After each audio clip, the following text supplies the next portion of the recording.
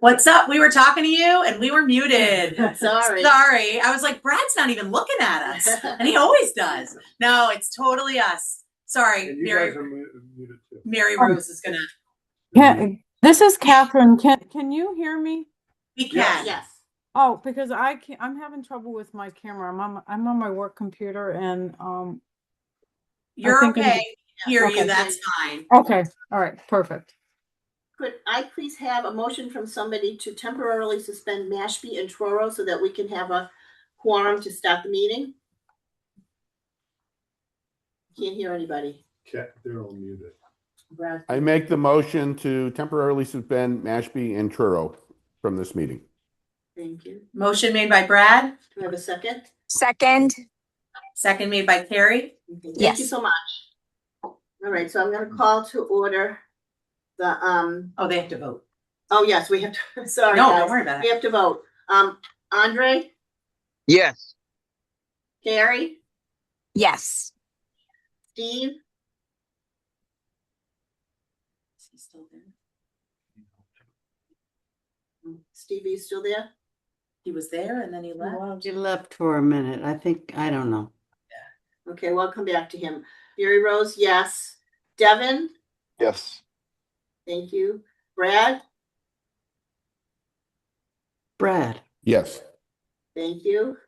Catherine, Yes. thank you. Regina, Yes. thank you. And Roger. Yes. We have to go back to Steve, but he's not still back there. in. He was in, then he was out, then he was back in again. I mean, then he was out Okay, again. does that mean we have to send somebody else? How many does that give us? 1, 2, 3, 4, 5, 6, 7, 8, Including you? including me. We suspended 9, 10. Yeah, we need to suspend one more, which you could do uppercase. Okay, I'm sorry, we have to suspend one more since I'm not getting Steve. Can we suspend Upper Cape Tech also so that we can have a quorum? Can I have a motion? I so move. Thanks, Nagina. Second? Second. Thanks, Karen. All right, once again, Andre, Yes. thank you. Carrie, Yes. Yes. Mary Rose, yes. Devin, Yes. Brad, Yes. thank you. Catherine, Yes. thank you. Nagina Yes. and Roger. Yes. Thank you. All right, so now I can call to order the April 8th, 2026 meeting of the Cape Cod Collaborative Board of Directors. And the first thing is approval of minutes of March 11th, 2026. Do I have a motion to approve? So moved. Thanks, Roger. Second? Second. It's Brad. Thanks, Brad. All right, once again, Andre, Yes. Carrie, Yes. Mary Rose, yes. Devin, Yes. Brad, Yes. Catherine, Yes. Nagina, Abstain. okay, and Roger. Yes. Thank you. Passes. Okay, the next thing on the agenda is the Executive Director's Report. Dr. Hanscom. All right. Hi, everybody. It's nice to Hi. see faces, and I said to see the sun. Tonight, we have a few changes because of some logistical challenges. So we're going to do a few things out of order, and I hope that's okay. Steve Kelleher from ASLP, who was supposed to come tonight, he had a wake that he had to go to, so he's going to come in May. We're going to push that off. And I also have a conflict where I need to potentially leave before the meeting's over. So we're going to push all my stuff and any votes to the front. And then Mr. Murphy will end the meeting if I have to leave before we finish. Just if that's okay with the committee, I appreciate the flexibility. We will try to not to make sure we move at a good clip though. So the first part is my report. So let me just pull up the Google, as my mother likes to say. I know, right? My mother, who is 83 3 years old, almost 84, and she's coming up next week. And and my dad too, he's 85. I'm very excited to see them. Yes. They live in Florida. Okay. There. Here we go. All right. Can someone just give me a verbal that you can see my screen? Because I can't see you all right now. Yes. All right, Yes. perfect. Thank you. Okay, so April, it's not March, it's April. And the first part of the report are my goals and evidence update. So this year I presented goals to you back in September, I believe.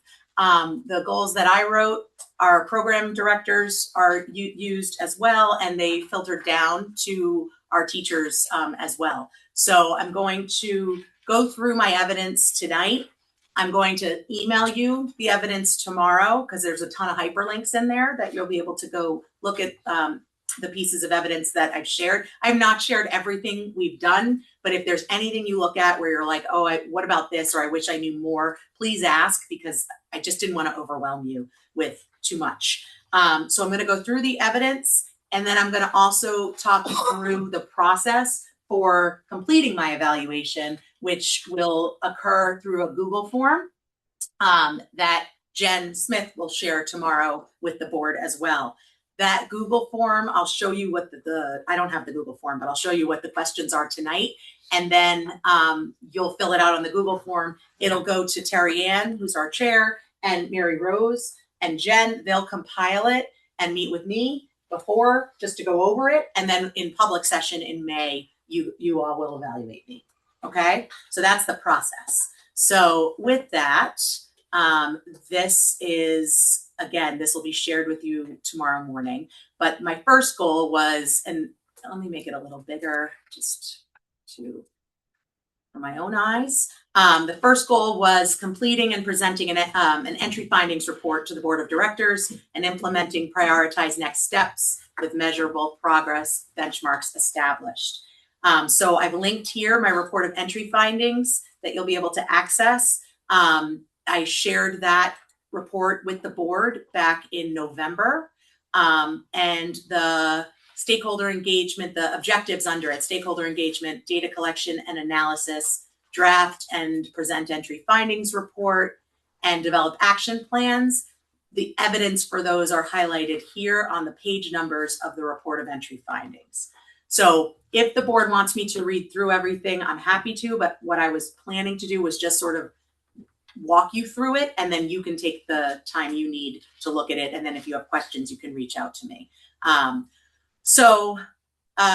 Like I said, this is hyperlinked here. So I've met this goal, and the page numbers are where you can find the evidence of that. The first goal is in blue. I'm a famous color coder. I live for a good color code. So you'll see that each goal is in a different color, and then the rubric evidence is in another color. So hopefully that will help clarify what's what. The second goal, the student learning goal, was looking at strengthening instructional programs and student supports in our programs to achieve improved student progress towards their goals as measured by IEP reports and program assessments. So that is partially met and ongoing. I've met all the objectives, but it is going to be an ongoing process probably for the rest of my life. It's as our personnel has changed this year and we've brought in Chris and, people are now in the jobs they're supposed to be in, we're really starting to move on that. We also have a staffing update. There is a visitor here who we'll introduce in a little bit, who is also going to help with curriculum and instruction as well. But we have done a baseline analysis. We did bring in additional curriculum resources for our programs, ones that we already knew were evidence-based and well-designed for our populations. What we really need to do, though, is now take that to the instructional level, going into classrooms and seeing how our teachers are using the tools that we've provided. So that's sort of moving forward how we are doing this goal. The implementation plan will be drafted during next school year. So this will likely be a 2-year goal. And again, our director of special education, Dr. Woodward, she just ended her full-time employment at Waypoint after February vacation. And part of her work is around curriculum and instruction for our programs. And then we have a director of professional growth and innovation beginning July 1st. I also linked in here our PD plan, and that's ways that we've supported our educators this year on our half days, our full days of PD, our before and after school staff meetings. So that's linked in here as well, what we've done, who's been sort of facilitating it, where it's been held. We also, I took on all of the ed-eval for Waypoint educators this year. And so, but then once Chris came in, we're now we're sharing it. So that is another way that I was just saying at our admin meeting today. One of the things I was grateful for today was I got to go into 3 classrooms and do observations, and I saw really strong teaching and learning at Waypoint while I was there. And I was just sort of so excited. It was awesome.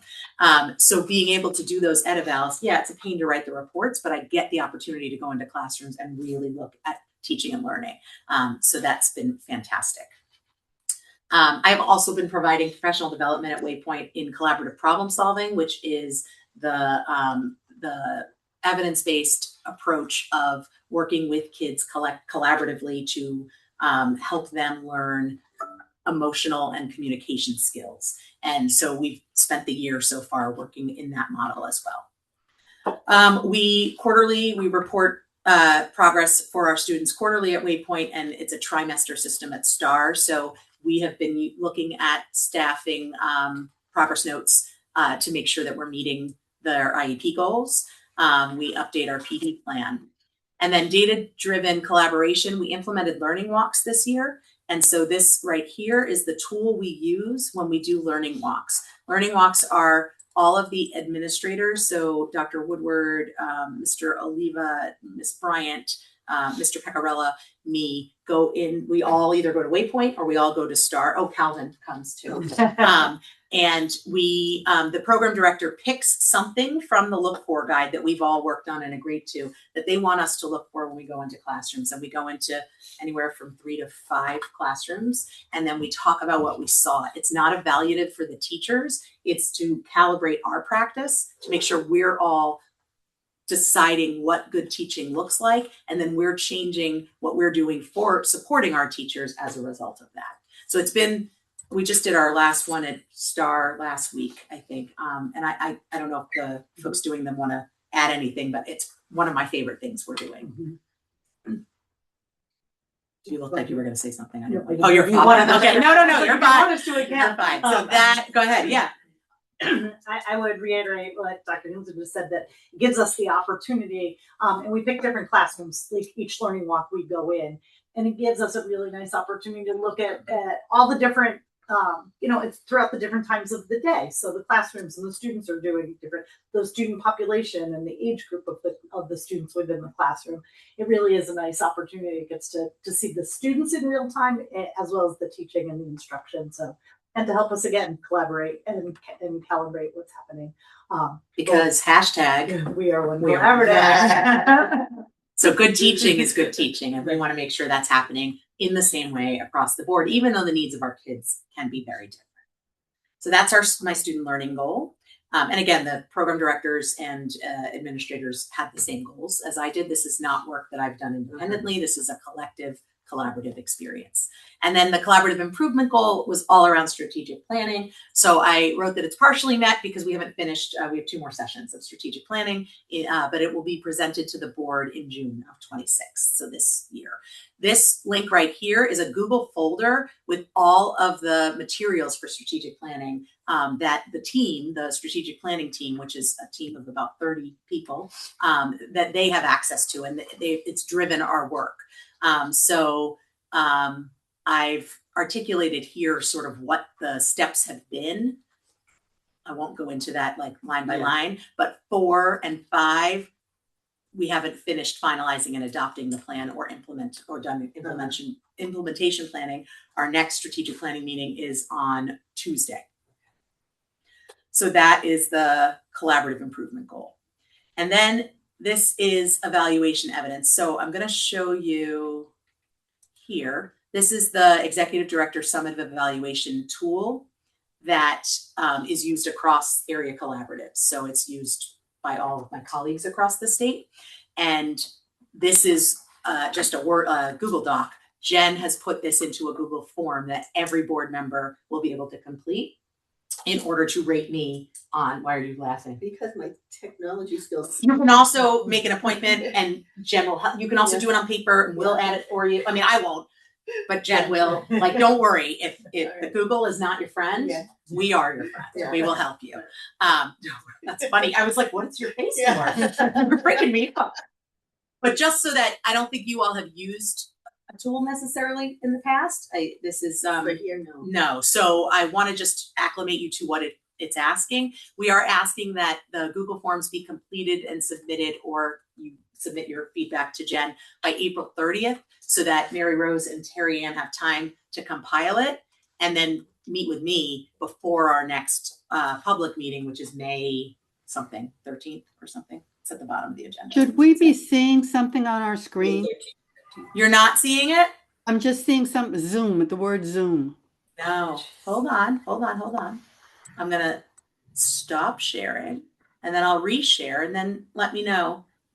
Again, you're going to get this in an email tomorrow, but yes, you should be able to see it. So can you see it now? Ingina? I can't see you. Is it Catherine and me? No, two people are in the waiting room. Steve. Okay. I'm looking at the Zoom right now. I'll go back to share my screen in a second. Can you see, though, the document now, Ingina? Can you put your thumb up if you can? No, you can't. No. Oh, but Roger can. So, Ingina, I promise I will send this to you first thing in the morning. I'm going to just talk through it now. All right. So let me go back to Chrome. Sorry. So the rating guide is the same as what you would do for the superintendent in the community where you serve. It's exemplary, proficient, needs improvement, or unsatisfactory. And the areas are the executive director and board partnership, staff and personnel relationships, vision, mission, strategies, and leadership, business and finance, and overall rating. And then there are places for qualitative text for strengths and important things to improve on, and then any other suggestions or observations. Again, you're all on school committees, so you know you do this for the superintendent, but the collaborative's a little bit different. I just stopped sharing in case anyone's wondering. Collaborative's a little bit different in what you evaluate me on. Okay. Steve, thanks. I'm glad you're here. All right. There's too many things happening right now. Okay. Any questions on either the evidence or the process-wise on the evidence that I'm going to share with you tomorrow morning, or the process of filling out your version of my evaluation for the chair and vice chair? Okay. I will not see it until We present it. Mary Rose and Terry Ann present it to me. Jen will, but Jen will not be sharing it with me. She's, confidential. So, okay. Well, then I will go back to the slide deck and share again. Thank you for your patience with the technology. Okay. So the next, nope, that hit the wrong. I have two computers going. The next part of my report is just a quick update on professional development. We did lock in bringing in Steve Gill for September and November, the level 1 and level 2. I mentioned it last time because it was a PD that was so well received last time that our curriculum directors and special education directors have asked us to bring it back and do a next level. And the collaborative was really able to bring revenue in to make it at no cost for our member districts when we brought it in before. I don't know if that will happen again, but I got commitments from more people than we need to make it break even at $100 a person. So we decided to go with it. So we're very excited about that. And then we did bring Kelvin Oliver in. This is like, I inherited my mother's photography skills, which growing up, there's a finger in front of like every picture from the holidays because my mom's finger would go in front of it. You can't really see much here. But we hosted Kelvin Oliver and restorative practices at Cape Tech.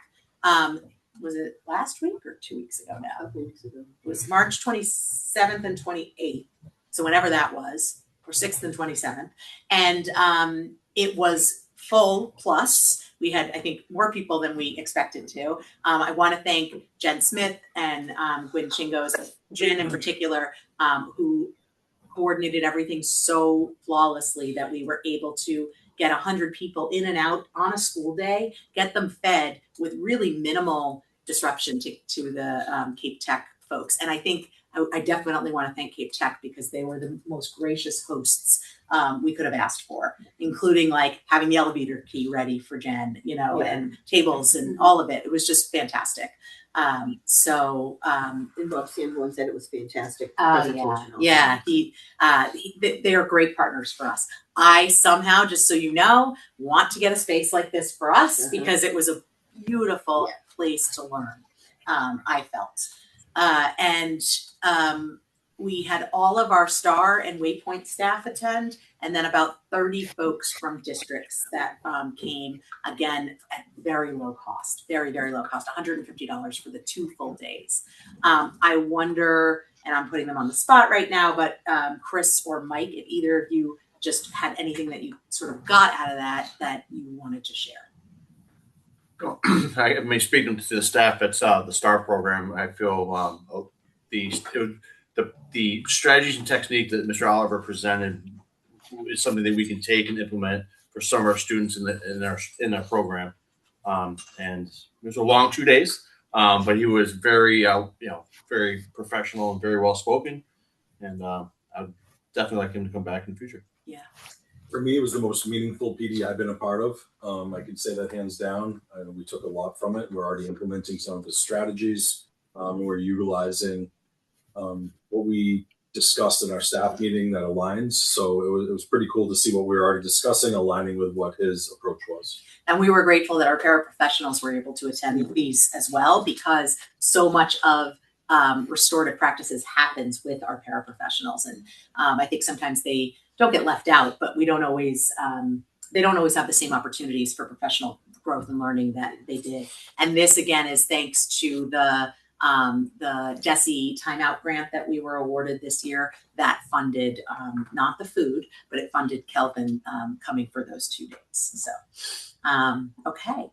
And Kelvin the speaker, not Calvin our dog. Yes, Kelvin Oliver, the speaker, who I said when I introduced him, I've been in the Kelvin fan club for about 1.5 years since the first time I saw him, and he definitely delivered. So, okay.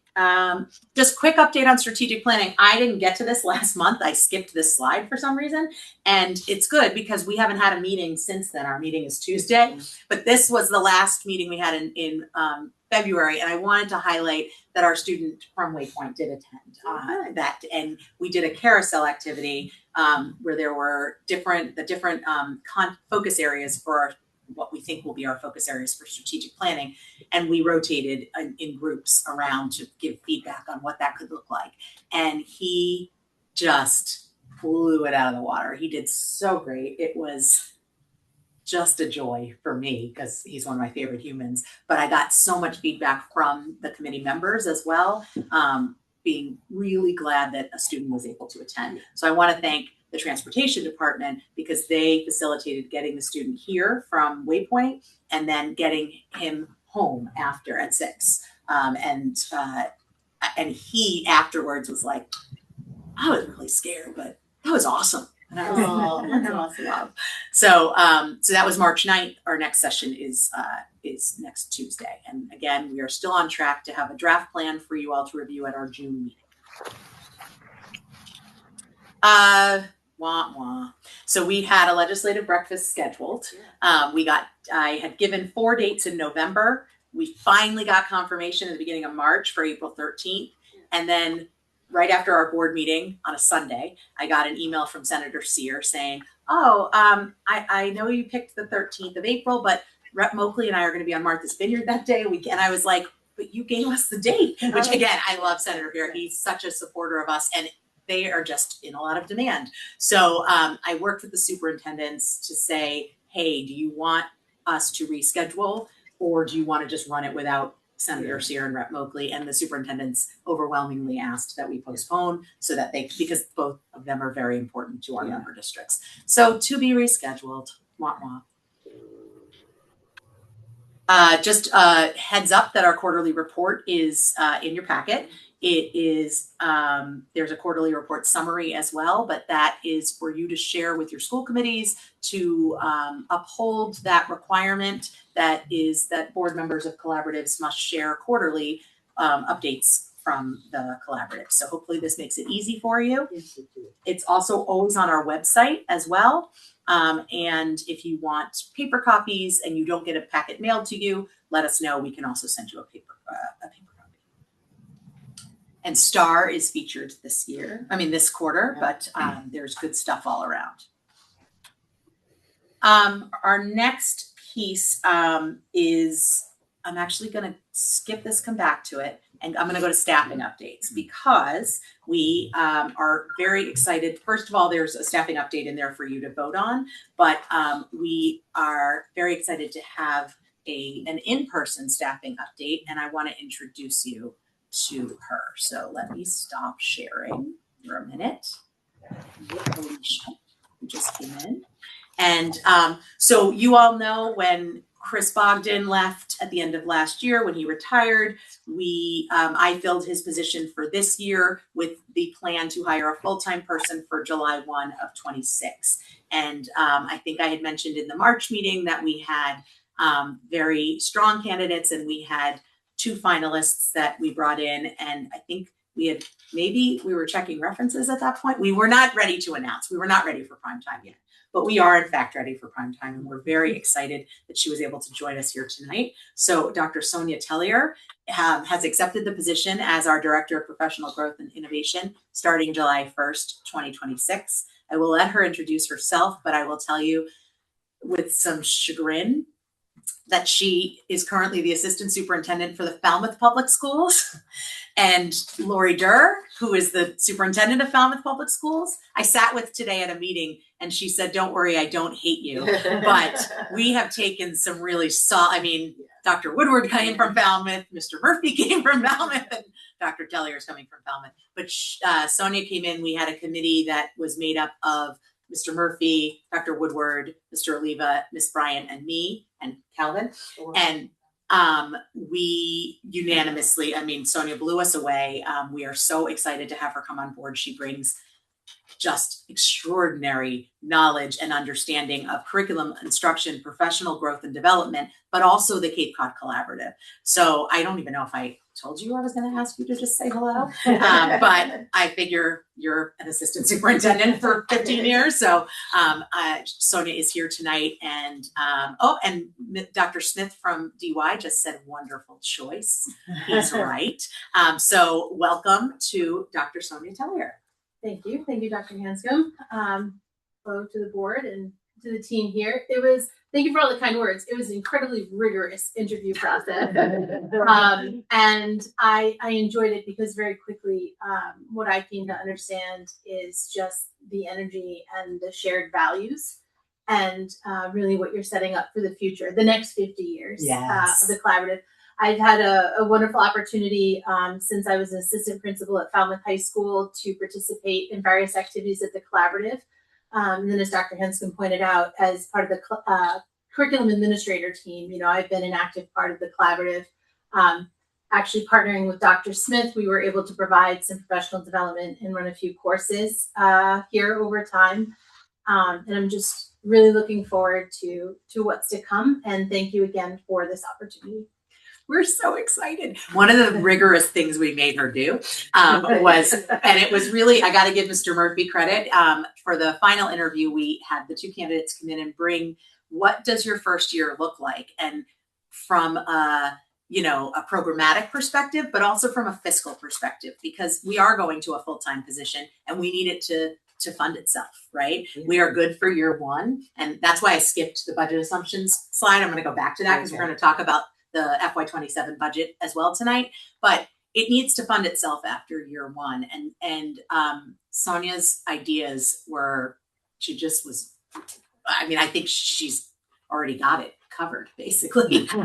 So not only is her sort of pedagogy and her insane knowledge of teaching and learning something that our programs are going to benefit from, our districts are going to benefit from. She had some really unique and innovative ways that we can bring revenue in and diversify our revenue stream to ensure that we are fiscally viable, for the next 50 years, as she says. So I don't know if anyone has any questions for Dr. Tellier. Welcome aboard. Thank you. We're looking forward to having you. Thank you. All right, we are, like I said, and Dr. Durr from Falmouth today literally said, "When are you buying me that dinner?" So I have to text her and make a date in May because I owe her. Gonna bring her to Panera. No, no, it's gonna be a real dinner. I think. I don't think I can get away with Panera. Okay. At the same time, while we're on staffing updates, if you want to do the vote for the staffing changes that was in your packet as well, this would be a good time. Could I have a motion to accept the personnel changes, additions, reductions, and change of statuses as printed? So moved. That's moved by Steve, Second? Second, Brett. second Thank by you. Brad. And now, just to figure out, Steve is now on there, Alicia is on there, and then are on there, is that right? Okay. Yes. I just don't want to miss anybody. No, I appreciate that. So Andre, Yes. thank you. Carrie, Yes. Steve, Yes. Mary Rose, yes. Devin, Yes. Alicia?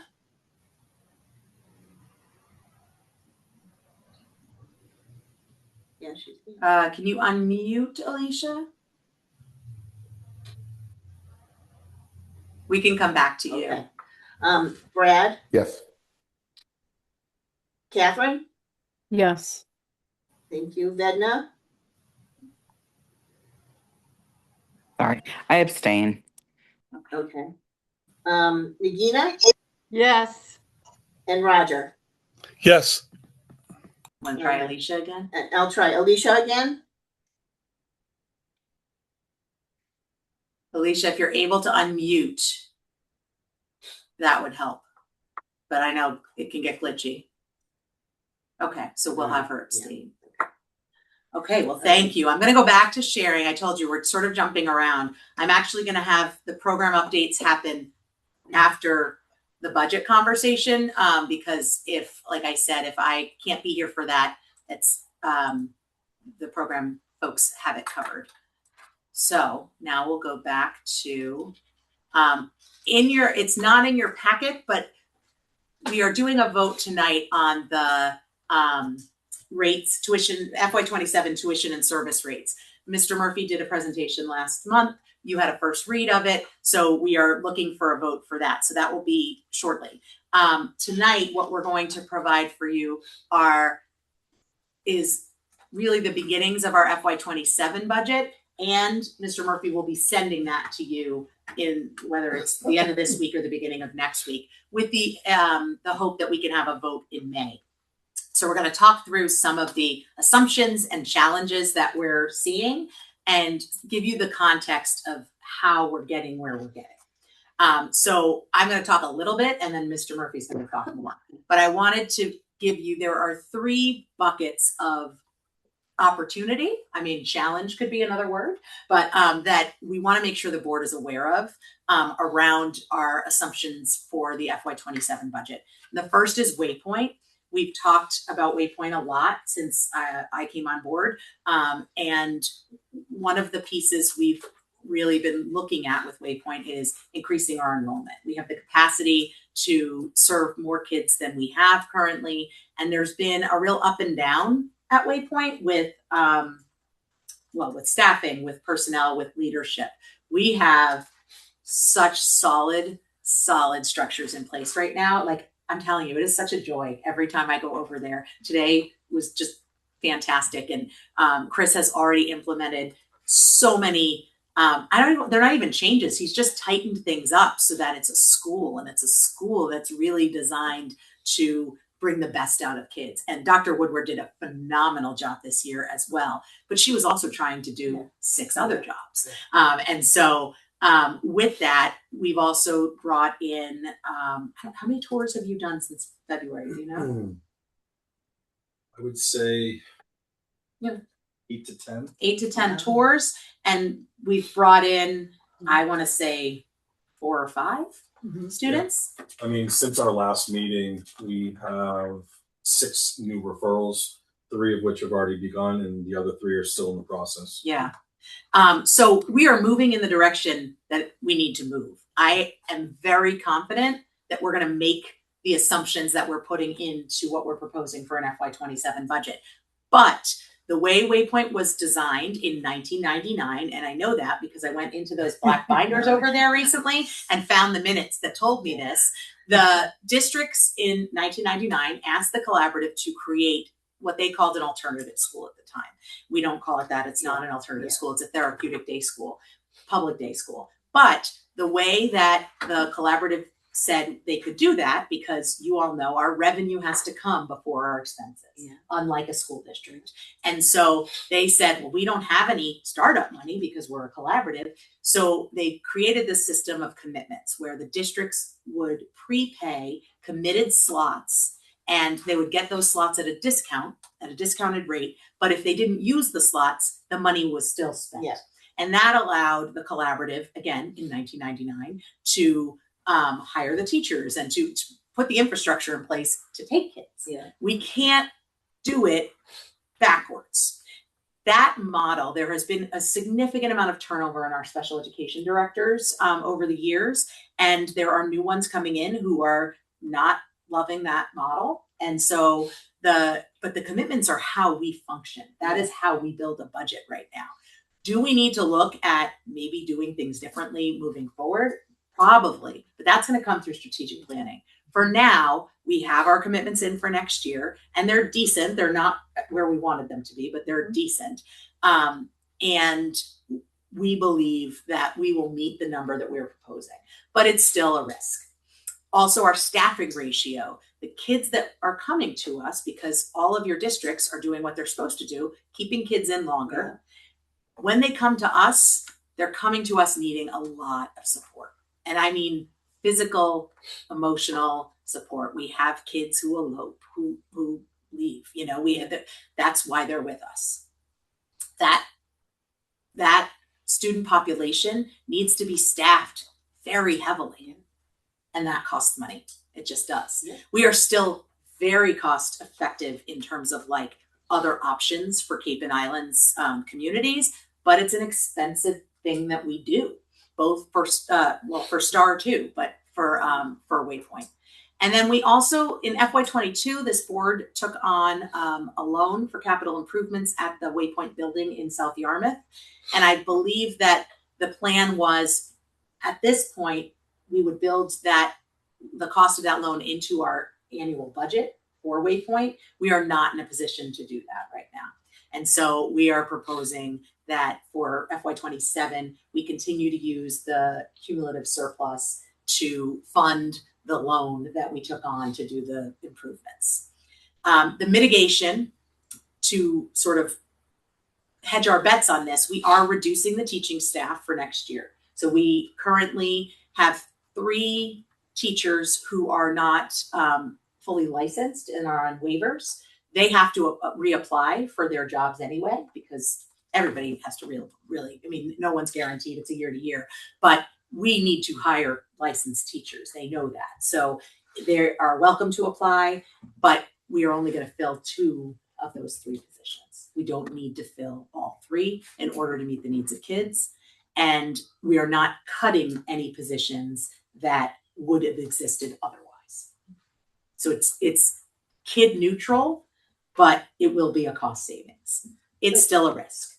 But if you have an increase in population, then we will hire more. I mean, if Chris brings in all these kids, Yeah. this is just with the numbers we have at this very minute, okay, because we have to pick a moment in time. okay.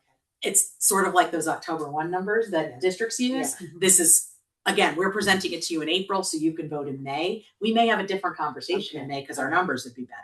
But if it stayed exactly the way it is, we can run our school well with one less teacher Okay. for next year, because we have kids graduating also. All right. And also, Chris talked about all of the referrals that have come in. He has implemented a less than 24-hour turnaround when we get a referral to getting the kids scheduled in for a tour. And it's within days that these are happening. And that is already manifesting additional referrals. And so I'm really excited about that. Transportation. So this is another big one. Right now, staff recruitment and retention are really big challenges for us. We have some competitors on the Cape that we pay competitively, but they might give more hours, or there might be attendance bonuses that we don't offer. There's a variety of different things that for-profit companies can do that we are not in a position financially to do. So right now we have 10 open routes, and that's not great. And our staff in the green trailer, our dispatch, our managers, our Jamie, our facilities manager, they're driving every day. So that if we can't get the people here, we can't provide the service. And if we can't provide the service, we don't bring that revenue in. And that revenue is very important to the overall health of the collaborative. In addition, increasing fuel and equipment, it's $4 a gallon. Yeah. For gas in my little Subaru. It's very sad. But think about a giant bus, right? Diesel is what, $6 a gallon? We don't have diesel buses. Oh, we do. Yeah. So we need to go up. We're going to mitigate it. Those costs are going to have to get embedded into charges to the districts. We're going to have to put in additional recruitment and retention financial incentives. We're talking about right now an attendance bonus, but having a pot of money that we, as a pilot, that this is how much we have. You can get up to this amount of money if you don't miss shifts, and sort of building it in incrementally, as my friend Mr. Murphy likes to say. So those will get passed on to districts. We will still be cheaper, but the costs are what they are, and we don't have wiggle room. So we want you to sort of know that that's a piece. And then the professional development and innovation, again, I talked about going from full-time to part-time. So the mitigation for that, we are expanding our offerings, and the revenue will be bringing in revenue to support the program. So that was sort of like what I wanted to say to the board. Mr. Murphy's going to give you a little bit more depth and detail. And can someone verbally tell me on Zoom if you can see his presentation right now? Yes. Oh, perfect. Great. Thank you. And just tell me when you want to go to the next slide. Okay. Yeah. So there's going to be very similar themes in this presentation. This is going to kind of start high level, making sure that the board understands at a high level what our budget looks like, what makes up our budget. Our overall budget is in the $21 to $22 million range. We'll give you many more details as we get deeper into this presentation. We're going to present a structurally balanced budget. However, it is going to be supplemented by our cumulative surplus that we're able to use for these types of things. This is something that has been done in the past. In fact, every year that I've been here, that's been part of how we've structured our budget, and we're going to continue to do that. As Dr. Hanscom mentioned, the bulk of our budget, more than half of our budget, is transportation services. That is designed to be direct cost recovery with districts. The challenge with that is that districts would like to know what their direct costs are going to be way in advance, right? We all understand that. The challenge with this is that some of these direct cost changes are occurring right now. Yeah. And so that trying to figure out what those are going to be and presenting them to districts is going to be an ongoing work. The cost of diesel, the cost of retaining employees, those types of things. We did talk about Waypoint. We're gonna and the ways we're gonna have to mitigate some of the challenges at Waypoint, and we're gonna go into some of the challenges and more importantly the positive components of what's going on at Waypoint. Please. So this is just a big slide so that you very, very vividly see that we are the largest school bus transportation company across the Cape, and we're the second largest school bus transportation company from a collaborative in the Commonwealth. Lower Pioneer Valley is the largest one. We provide more transportation services to our member districts than any other collaborative other than Lower Pioneer Valley. So different collaboratives do different things with transportation, but it's a big part of our business. It is a very intensive part of our business. So if you just break that $22 million into buckets, we have transportation, more than half, our STAR program approaching $5 million. Waypoint is closer to $2 million. The interesting thing about that is if we went back 7 years, 5, 6, 7 years ago, Waypoint would probably have higher revenue numbers than STAR. So we can talk more about the trajectory of those programs a little later. Other services, therapy services, we have OT, PT, SLP. Most of those staff members are providing services directly to our children in our programs, and we bill out for them. We do have a teacher of the visually impaired who's been going out in OT, who goes out to Truro and Cape Tech. We also provide services during the summer, and one-to-one services are also billed out. And then finally, what's interesting, sometimes the programs that we're most known for, like ASLP, I think every parent and grandparent across the Cape knows the collaborative through ASLP, and special projects or professional development. Teachers know us through that PD. Right now it brings in about $500,000. That's a break-even program also. Then the expense overview. You're all school committee members. You know that personnel staff are the largest cost drivers. Transportation is an expensive program. We have a few other expenses there.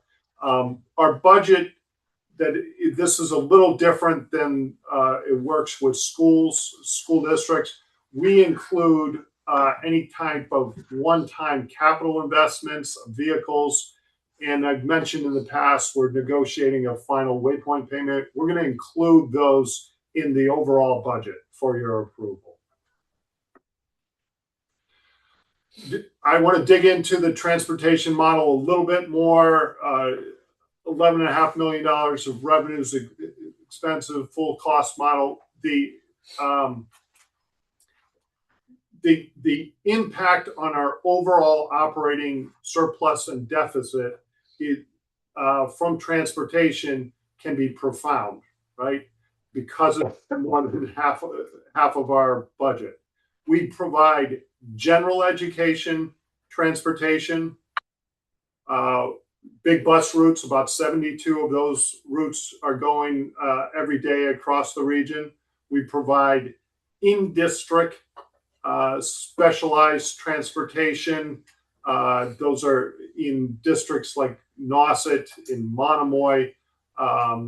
We provide in Mashpee, we provide those services, some of those preschool and specialized programs that we're transporting children to. And then we also provide out of district transportation, which is a more variable business model. And that's bringing students to our programs. We try to prioritize bringing students to our programs because there's a very limited number of drivers. And then also bringing students to other programs across the southeast region of Massachusetts. Then if you move away from transportation, you understand the STAR program. That's we estimated that to be a break even or even a little better than break even when we include some of our one-on-one services. Therapy and summer programs are designed to actually make a little bit of money when we have enough staff to provide therapies.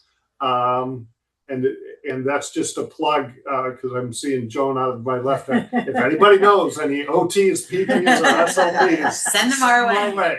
Or drivers. Yeah, or drivers. Send them our way.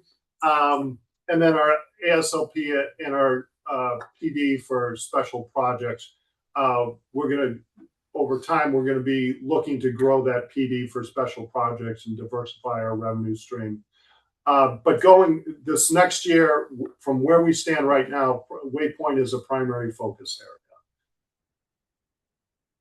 So I need to drill down into Waypoint a little bit. When we initially looked at it based upon the existing staffing model and the expectation of students, where we got very nervous and saw an $800,000 deficit. We did a lot of work that Dr. Hanscom talked with you about. We're going to supplement that budget. We're changed some of the staffing. We got a little bit more optimistic about some of our enrollment expectations. And we think we're going to be at a level that we're going to be able to support going forward. I want to point out this 26 commitments and 7 regular tuitions. I think we're in a good place to see that and meet that level at least through next year. I went back and looked at the number of tuition commitments that districts have been making to the collaborative going back a number of years. And 5 years ago, it was, I might be wrong, 5 or 6 years ago, it was 52 commitments. So the reduction in commitments from districts is the equivalent of $1.62 million in lost revenue that we have coming in. So we have to change the outlook and the expectation of what we're going to be providing to districts over the next year. I think a lot of that has to do, as Dr. Hanscom said, with the dramatic change in who our special ed directors are across the region, and they don't quite have the history of the Waypoint program. And then we happen to also move into a building that's, I wouldn't say it's expensive, but we have a loan that we have to cover of about $390,000 a year. So the building is in terrific shape.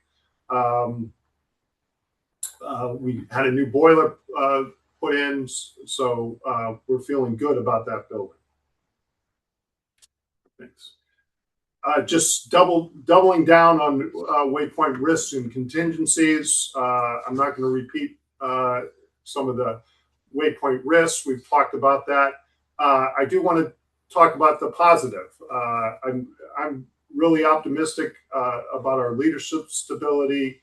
We have core staff retention and terrific building conditions. It's really a good place to be, and I'm feeling really positive about it.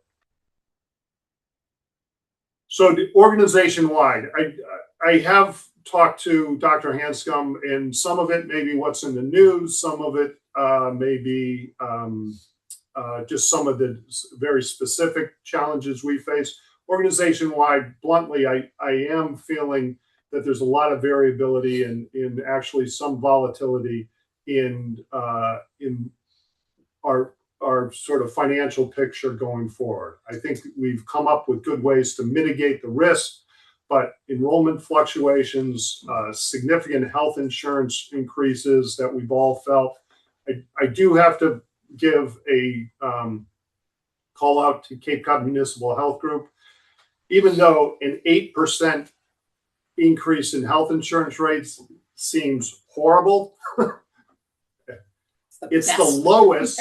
It's the best of the worst. Yes. I was able to check in with districts across the state, and everybody had double-digit increases. So there's some folks who work on your school committees. I'm sorry, on your school districts. Aaron Norcutt from Cape Tech, Michael McMillan from Monomoy, who provide leadership of the Cape Cod Municipal Health Group. You know, having an 8%, being thankful for an 8% increase is due to their good work. Staffing pressures. We need to keep our staff and pay them competitively. The competition for staff across this region is really tough. We've talked, starting in last October, we talked about comps with our paraprofessionals and salary comps with our teachers and what we need to do to stay competitive. We will continue to do those comps every October for the board and update them with the new information that we receive from districts. But we're still under pressure. Our goal is just to get sort of in the mid-level. We're not there yet. And then operational volatility, it's mostly with the transportation services, the cost of vehicles, the cost of fuel, and what it takes to retain drivers is going to be an ongoing challenge. So how do you deal with challenges, right? You need strategic focus. The good news is we do have a structural balance of revenue opportunities, and we're investing in diversification of revenue opportunities. And I'm looking at Dr. Talia there, and I have a lot of confidence in Sonia. We're going to monitor Waypoint enrollment through the next 6 months. I have a lot of confidence in Chris. I think by September we may be saying we're going to be in good shape because he's bringing students in very quickly and responding to districts' inquiries very quickly.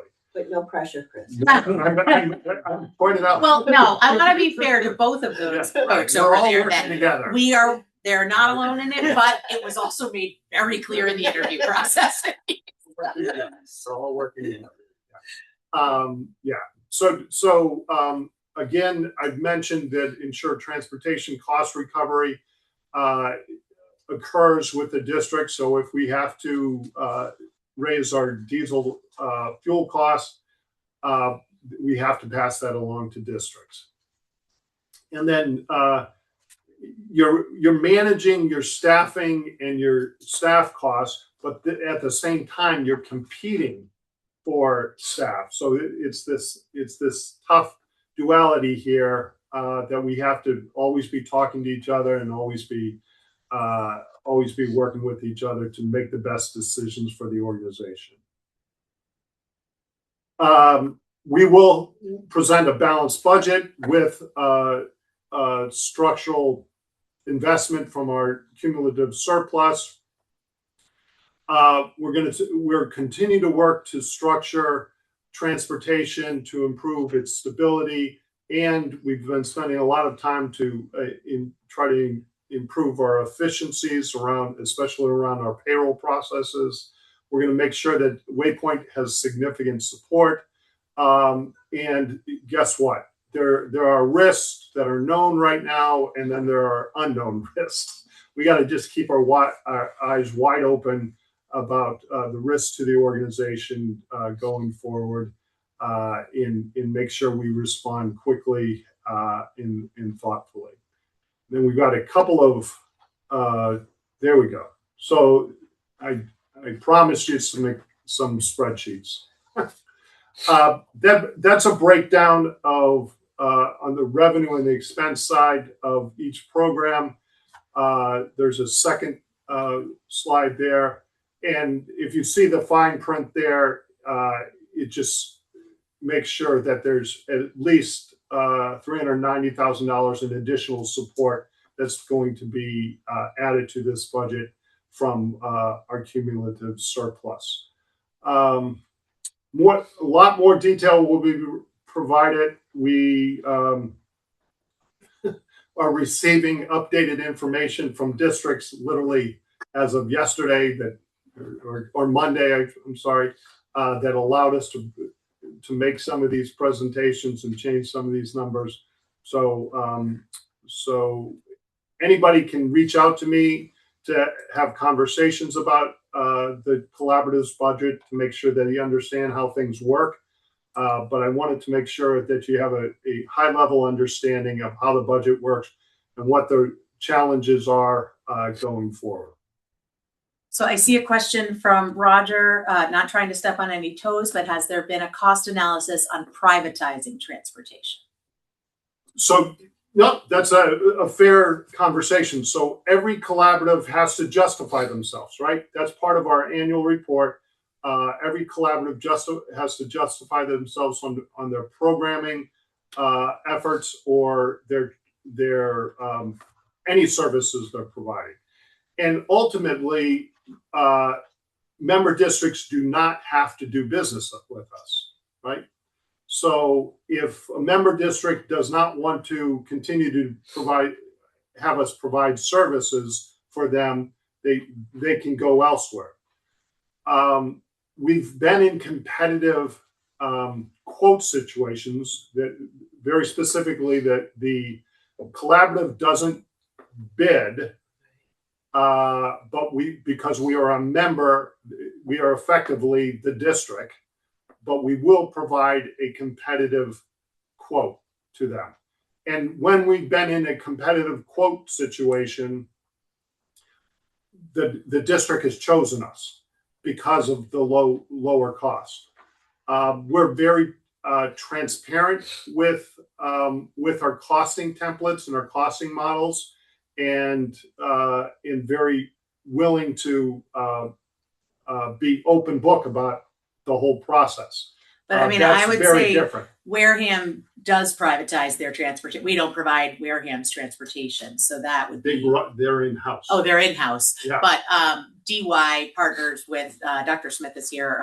First student, 5-star. They both Fs. Yeah. So that's really up to the school committee for each community.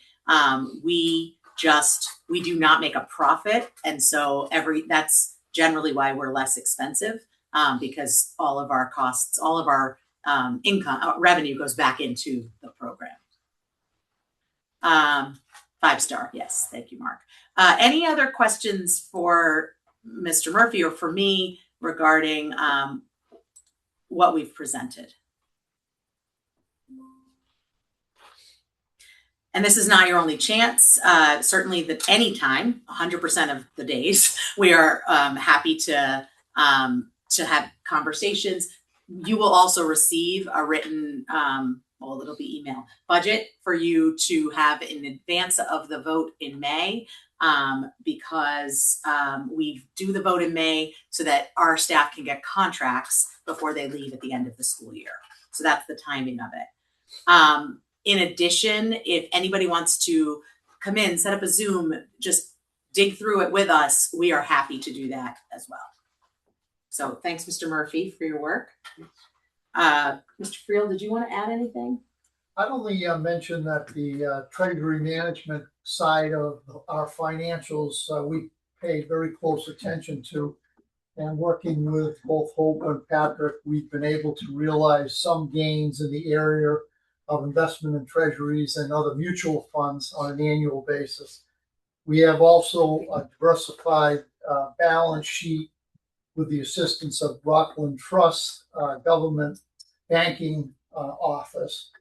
So we are a very conservative investment entity, as statutorily we are required to be, but we also take moderate and low risk when needed.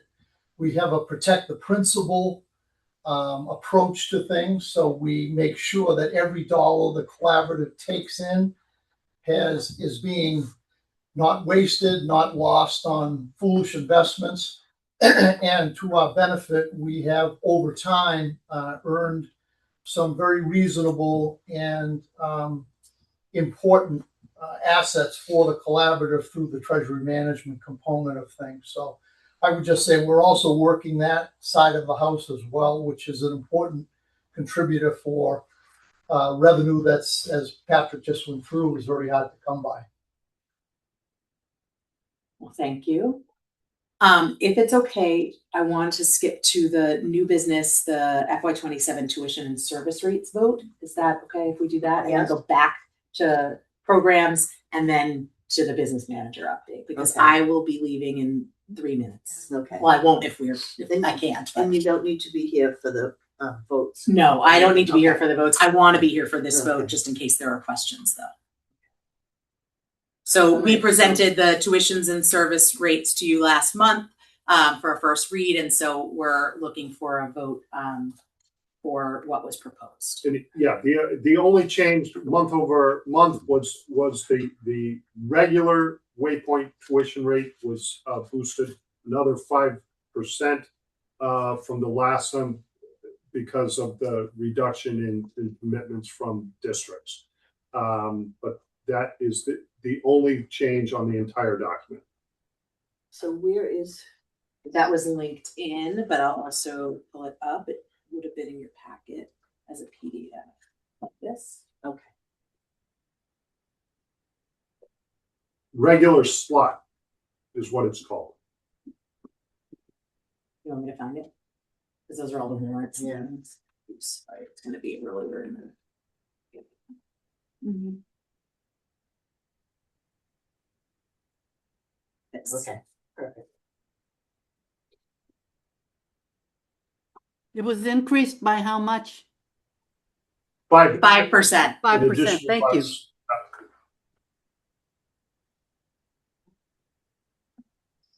So I need a vote Yep. to approve the 2027 rates. Yep. For the Cape Cod Collaborative, as printed on in our packet. Can I have So a moved. motion? Thank you. That's Second. Carrie and Gina. Okay, Andre? Yes. Thank you. Carrie? Yes. Thank you. Steve? Yes. Mary Rose, yes. Devin? Yes. Alicia?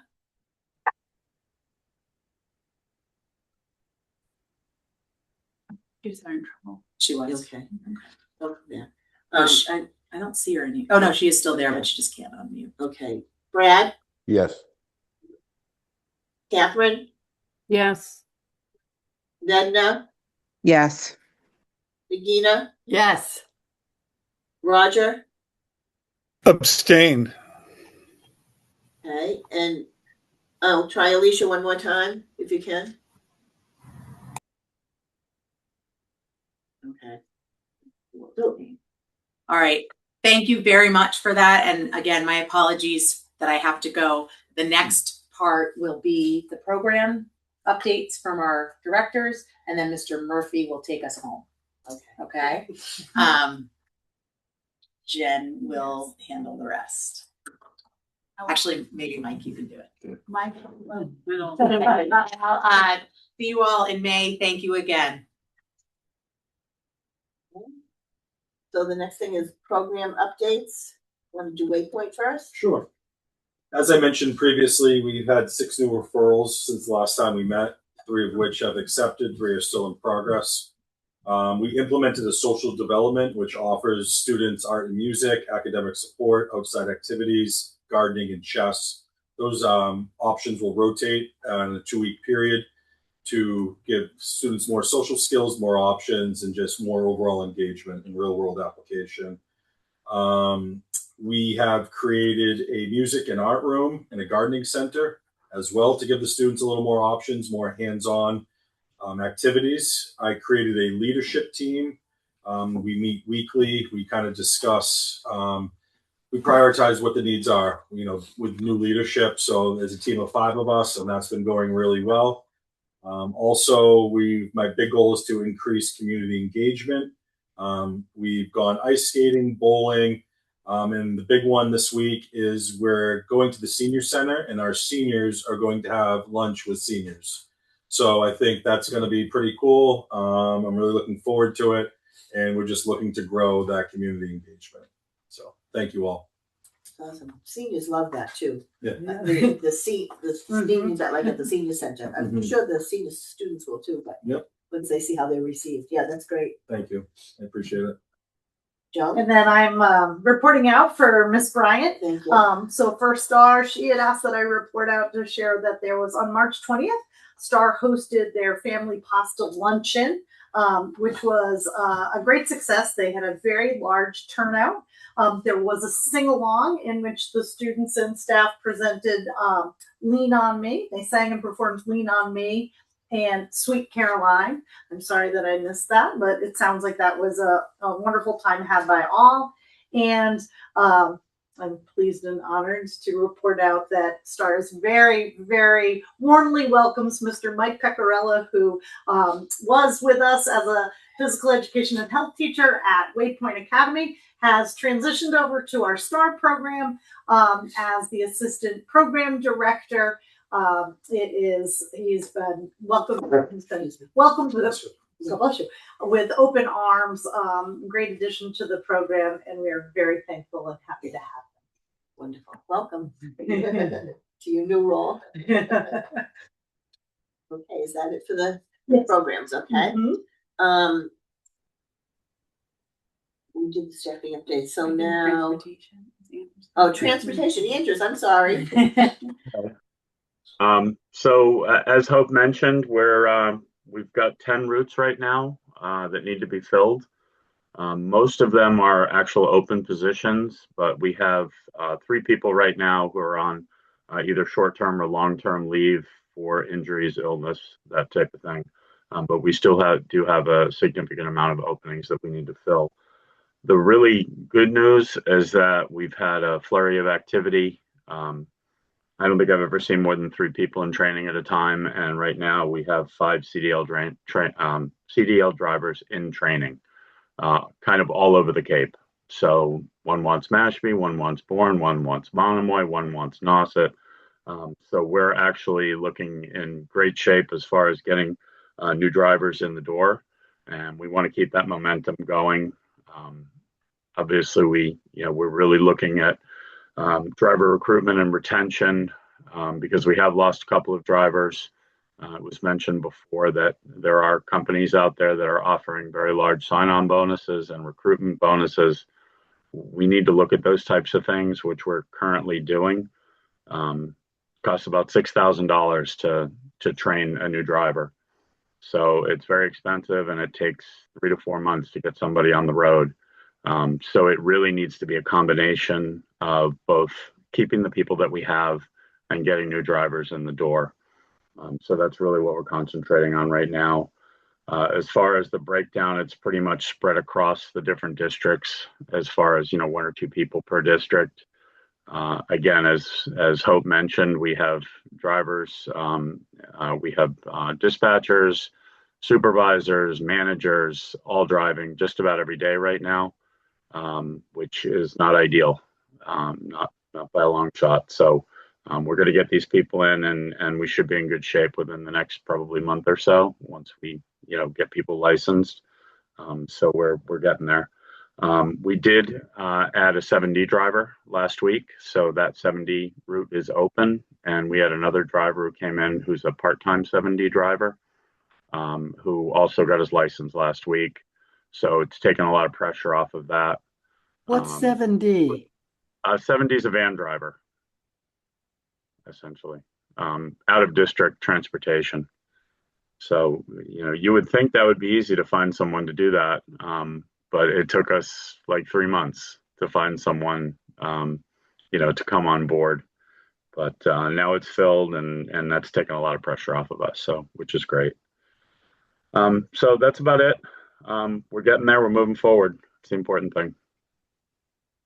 Well, Thank great you. job so much, Anders. Okay, so now turn it back over to Mr. Murphy. Sure. So there's a couple items under financial review. I don't want to kind of read my business manager's board report to you, but it does give you an update on with that and the financial backup that came along with the board report, the fiscal year 26. And then it goes into more detail about the components of fiscal year 27 budget building in terms of increases, COLA increases for staff,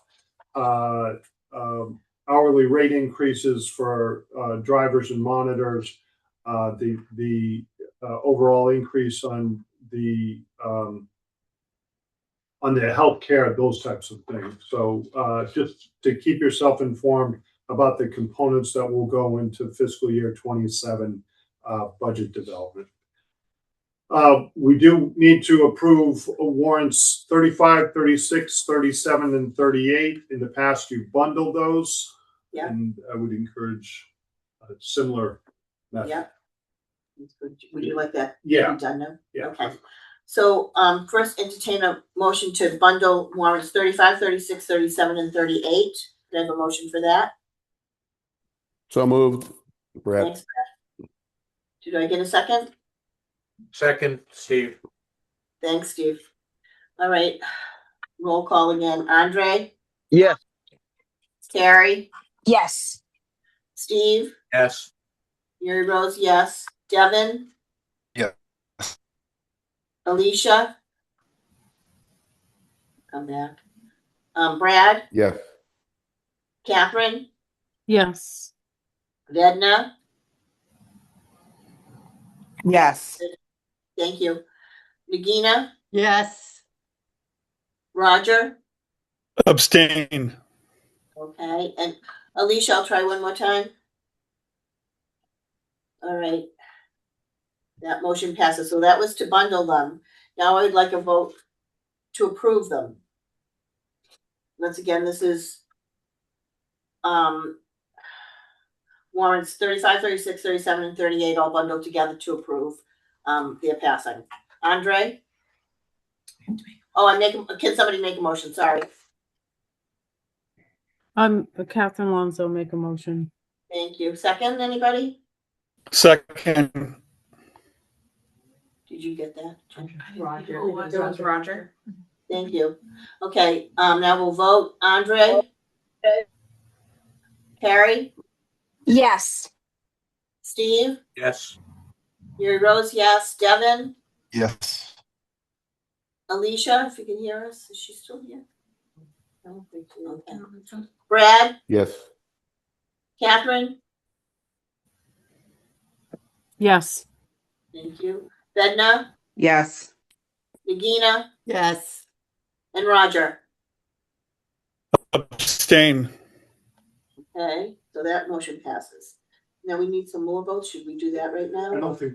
Oh, I don't I think thought there's this, a. these things here, that $1 per hour increase. and If 4%. you'd like to do that, we can do that now.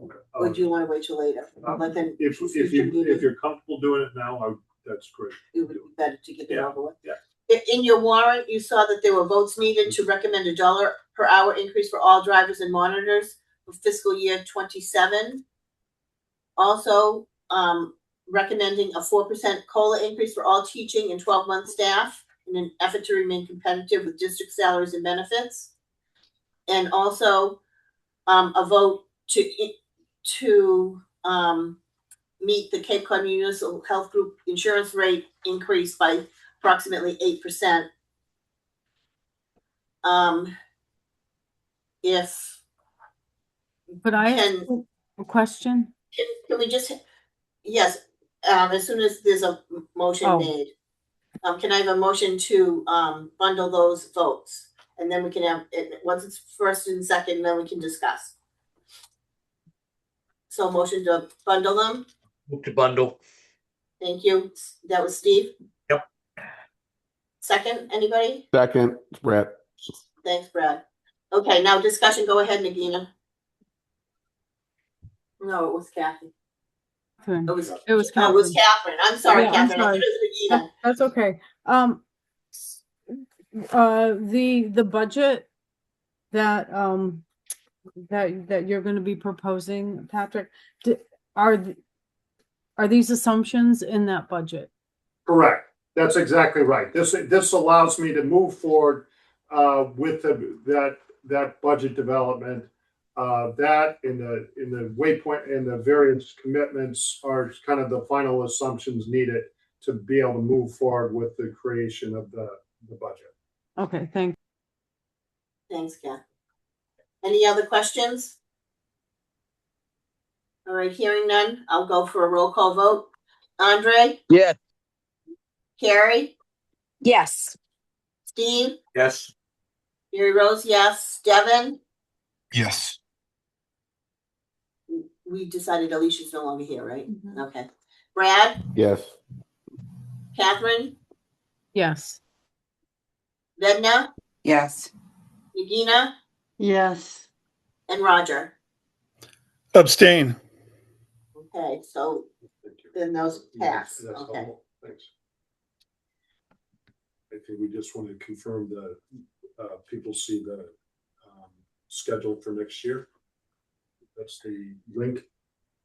The board. Yeah. We already did that. Yeah, we did. Oh, Yeah, okay. we So did. that's just a repeat? Yeah. Okay. Just that's reminding only- everybody that our next meeting is Wednesday, May 13th at 5 p.m. Any other business? I don't think there is. Okay. Seeing none, then I'd ask for a motion to adjourn. So moved. Second. A second? Second. Everybody. Okay. No, All right. Roger, say Thank second. you, everybody. Thank you, folks. Thank you. Bye. Bye. Bye, thank you. Thank you. Thank you so much. Thanks for doing that. I know you've been feeling poorly. Yeah. That's an You did good job jumping in there. Yeah, well done. Still, you think that. Think about, That, I thought it was.